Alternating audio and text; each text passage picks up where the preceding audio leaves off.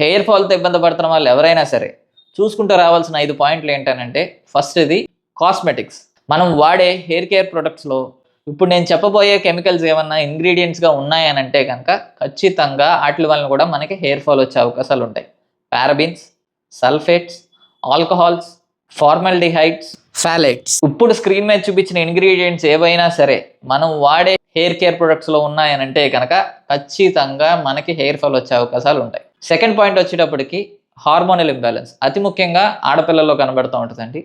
PCOS కానీ, thyroid కానీ, ఏ విధమైన హార్మోనల్ డిస్టర్బెన్సెస్ ఉంటున్నా కూడా మెడికల్గా హార్మోనల్ డిస్టర్బెన్స్ని సెట్ చేసుకోకపోతే మీ హెయిర్ ఫాల్ ఆగదు. థర్డ్ పాయింట్ వచ్చేటప్పటికి బాతింగ్ వాటర్ అండి. హాట్ వాటర్తో కనుక హెయిర్ వాష్ చేస్తూ ఉంటే ఆ రెసిడ్యూస్ అంతా కూడా తల మీద ఉండిపోయి మనకి స్లోగా డ్రై స్కాల్ప్ వచ్చి హెయిర్ ఫాల్ అవ్వడానికి కూడా ఆస్కారం ఉంటుంది.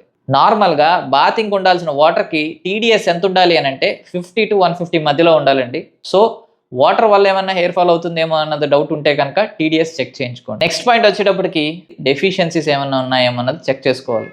మనలో ఎవరికైనా సరే ఐరన్ డెఫిషియన్సీ ఉన్నా, హిమోగ్లోబిన్ తక్కువగా ఉన్నా, కావాల్సినంత ప్రోటీన్ సరిగ్గా తీసుకోకపోతున్నా హెయిర్ ఫాల్ ఉండడానికి ఆస్కారం ఉంది. తర్వాత పాయింట్ వచ్చేటప్పటికి జెనెటిక్స్. వారసత్వంగా బట్టతలలు ఉన్నా కూడా మగపిల్లల్లో బాల్నెస్ రావడానికి ఆస్కారం ఉంటుంది.